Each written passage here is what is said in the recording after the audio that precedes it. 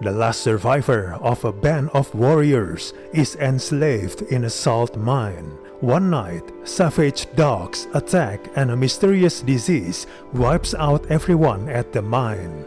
The warrior escapes with a little girl while a gifted physician looks for a cure.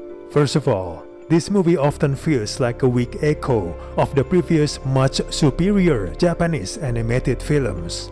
The film can be reminiscent, but sometimes it's too much. One particular movie that you will remember is the 1997 classic Princess Mononoke. On one hand, if you're going to borrow from other films, you might as well borrow from the best. But with references this explicit, you invite audiences to compare the two films, and this movie doesn't come out well as a result.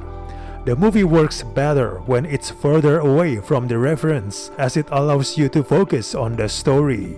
Unfortunately, the story is mediocre.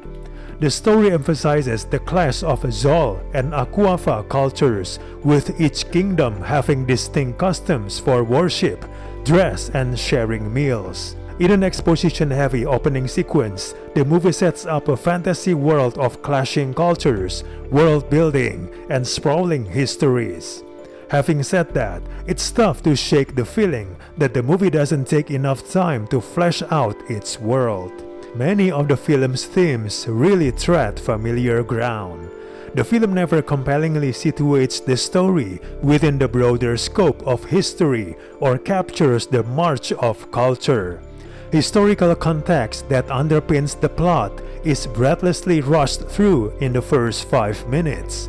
Past atrocities are barely explained, while the ways that Akuafa customs have changed since Zol's incursion are depicted in hasty and unclear fashion.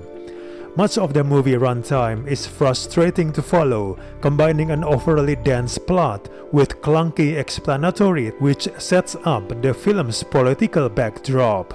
Some weak writing and pacing issues don't help the matter either. Various subplots merging a little too neatly, with certain characters almost immediately falling into line with main character as traveling companions. There are moments when the film drags, a frustrating consequence of turning a novel series into a 2-hour film. The story falters even more when the supernatural component or the intrigue takes center stage. The central character is one note. His character arc from a man grieving for his old family to embracing his new one is over within the first 30 minutes. His newly adopted daughter doesn't do much to stand out from any other anime baby either. Overall, this movie hasn't given itself enough room to truly soar. Despite some good visuals, the movie let itself down by weak writing and erratic pacing. We do not recommend this movie at all.